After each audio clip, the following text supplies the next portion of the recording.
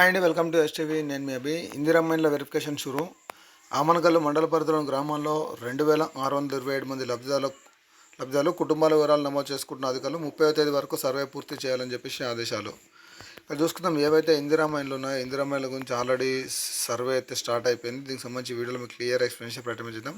ఇక్కడ చూసుకోవచ్చు, ఇందిరమ్మ వెరిఫికేషన్ చేపడుతున్న అధికారులు ఫైల్లో ఫోటో చూసుకోవచ్చు. పైన వివరాలకు వెళ్దాం. ఇందిరమ్మ పరిశీలన షురు. ప్రభుత్వం ప్రతిష్టాత్మకంగా అందించే ఇందిరమ్మ పథకానికి ఆమనగల్లు బ్లాక్ మండలాల్లో 2627 మంది ఎంపికయ్యారు. ఆమనగల్లు మండలంలోని 13 గ్రామాల్లో 402 మంది, కర్తాల్ మండలంలో 590 మంది, తలకొండపల్లి మండలంలో 33 గ్రామాల్లో 935 మంది, మాడుగుల మండలంలోని 34 గ్రామాల్లో 700 మంది లబ్ధాలు, మొత్తంగా 2627 మంది లబ్ధాలను వెరిఫికేషన్ను ఇందిరమ్మ కమిటీ సభ్యులు అధికారులు ఈ నెల 30 వరకు పూర్తి చేయాలని చెప్పేసి ఆదేశాలు అయితే ఉన్నాయి. దీంతో నేటి నుంచి వెరిఫికేషన్ ఆఫీసర్లు గ్రామాల్లో పర్యటించి లబ్ధిదారుల ఇళ్లకు మార్కింగ్ వేగవంతం చేయాలని ఆదేశాలు ఇచ్చారు. ఈ నెల 30 వరకు వెరిఫికేషన్ పూర్తి చేసి తుది లబ్ధిదారుల జాబితాను ఎంపీడీఓ మున్సిపల్ కమిషనర్కి అందించాలని సూచించారు.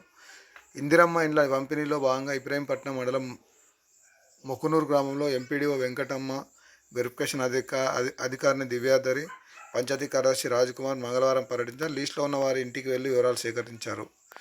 ఇక్కడ చూసుకోవచ్చు, ఏదైతే ఈ ఎంపిక చేసిన గ్రామాలకు కాకుండా తర్వాత ఏదైతే ఉంటుందో ఫస్ట్ ఫేజ్ సంబంధించి ఇందిరమ్మ ఇండ్ల పంపిణీ, దానికి సంబంధించి ఎవరికైతే లిస్టులో నేమ్ ఉంటుందో వాళ్ళు అత్యంత నిరుపేదలా లేకపోతే వాళ్ళ లెవెల్ వాళ్ళకి ఏంటి అనేది పూర్తి స్థాయిలో ఈ వెరిఫికేషన్ ప్రక్రియ అనేది ఇక్కడ సాగుతుందని చెప్పి మనం చూసుకోవచ్చు.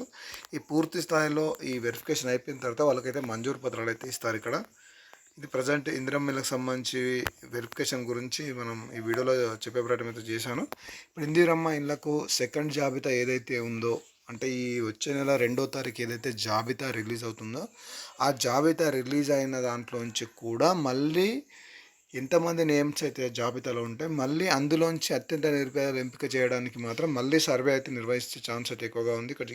ఇక్కడ చేసినట్టుగా దీనికి సంబంధించి ఎలాంటి అప్డేట్ ఉన్నా మరొక వీడియో అయితే చేస్తాను. ఇది ఓన్లీ L1కు సంబంధించి మాత్రమే, ఇక L2కు సంబంధించి ఎలాంటి అడుగైతే ముందుకు పడతలేదు.